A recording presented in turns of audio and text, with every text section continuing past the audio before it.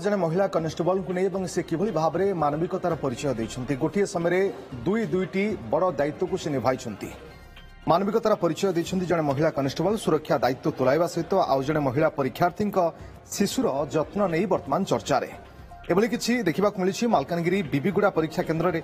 सूचना अनुसार आरआई अमीन परीक्षा देवाकू बीबीगुड़ा केन्द्र को आसिथिले महिला परीक्षार्थी भैरवी मंडल निज 1.5 मासर शिशु को धरी से परीक्षा देबा पई आसिथिले भैरवी परीक्षा सेंटर को जिबा पूर्व तांको स्वामी को शिशुटी को जिमा देथिले हेले शिशुटी अधिक कांदिबारु आउ परीक्षा देबाकू मन करि नथिले भैरवी ए समय सेठारे ड्यूटी रे थिबा महिला कनेस्टेबल रजनी माझी सहयोगर हाथ बढ़ाइथिले रजनी शिशुपुत्र को निजे धरिबा सहित महिला को परीक्षा देबाकू कहिथिले दीर्घ 2 घंटा धरी भैरवी परीक्षा देउथिबा बेले कनेस्टेबल रजनी कोले रहिथिला शिशुपुत्रटी कनेस्टेबल रजनी 9 मासर शिशुपुत्र थिबारु भैरवी 1.5 मासर शिशु को क्षीर मध्य खुआइथिले परीक्षा शेष पर कनेस्टेबल रजनी महिला परीक्षार्थी भैरवी शिशुपुत्र को नेबा सहित तांकू धन्यवाद जणाइथिले एने अधिक आलोचना करिसेंति आम प्रतिनिधि जितेंद्र बेउरा सारा राज्य में OSSC एग्जाम चलता बेले मालकानगिरी जिले में यही परीक्षा चली किंतु मालकानगिरी जिला परीक्षा केन्द्र में जड़े महिला 1.5 मासर शिशुपुत्र को धरी परीक्षा दबाक आसीथिले किंतु परीक्षा केन्द्र को शिशुपुत्र को अलाउ करा जाय नथला सेही समय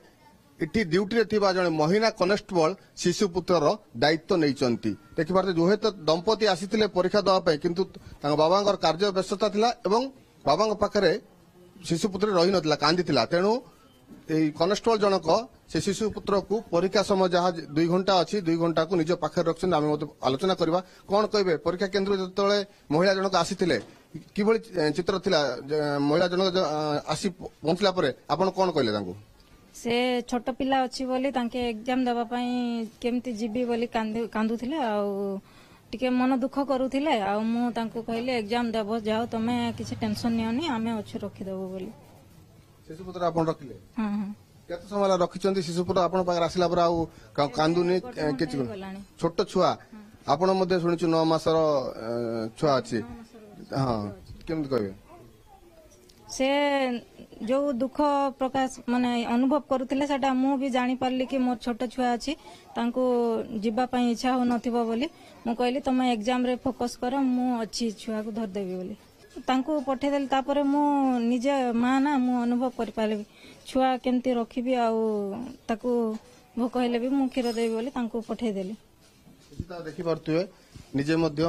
निज छुआ भाभी क्षीर देइछन्ती छोट छुआ को रखछन्ती दायित्व लेबाछन्ती गोटे सांगरे दुईटी दायित्व से लेबाउछन्ती सुरक्षा परीक्षा को दउछन्ती ता सहित शिशुर जत्न मध्य नउछन्ती कोन कहबे आपण परीक्षा जा दायित्व हेड अछन्ती बर्तमान आसिला परे याको अलाउ कले किबळी गोटे कनेस्टेबल दुईटी ड्यूटी मानविकतार कथा हेटी आछी देखंतु से जतले छुआ को धरी परीक्षा देबाक आस्थिला बहुत नर्वस हेकी थिला जे छुआ को नै केमती परीक्षा देबी किंतु आमर जड़े लेडी कनेस्टेबल तांको बहुत आश्वासना देले एवं कहले जे ना किछि व्यस्त हेबार नै मु अछि मोर मध्य सान छुआ अछि 9 मासर छुआ अछि किछि व्यस्त हेबार नै आपण पजाई परीक्षा दियंती तापरे से छुआ को आंकु देले तापरे ये मधरे कांदुतिला किंतु बुझा सुझा कर वर्तमान कांदु शिशुपुत्र को परीक्षा केन्द्र बाहर छाड़ी परीक्षा दे जाइथिबा महिला परीक्षा शेष होईची वर्तमान से परीक्षा दे फेरिचंती तांको प्रतिक्रिया नवा जे परीक्षा देवा समय से केते चिंतित थिले कारण 1.5 मासर शिशु पुत्र को से बाहर छाड़ी की जाइचंती कोन कहबे वर्तमान आपण परीक्षा दे आस्थिले शिशु पुत्र 1.5 मासर आनी आस्थिले कोन चिंता करी आस्थिले पुओटा केमिति रहइबो केमिति परीक्षा देबी मु आसीथिली तांको बापा धरिथिले हेले मु जे कांस्टेबल दीदी माने थिले तांको मधो कहि जाइथिली मु चिंता रे थिली परीक्षा देबा बेलकू जे पिलाटी कांदिबो कि कोन करियो हेले दीदी माने बहुत भलो थिले तांके भी धरले धरिकी से आउ कांदिलानी मु टेंशन रे थिली हेले भी टेंशन भीतर परीक्षा देई के आसी दीदी मान जो कहउथिले जे आपण परीक्षा देबा इच्छा नथिला ता दीदी माने कहला पर आपण परीक्षा देबा गले हां मते टेंशन थिला मु पिला को छाड़ी की केमती जीबी देबा को इच्छा मते नथिला लास्ट मोमेंट रे गली दीदी माने कहले जे जाओ हमें टिके हेल्प कर देबो हमें धरिबु पिला को तमे जाओ दीदी मानू को मते बहुत बहुत धन्यवाद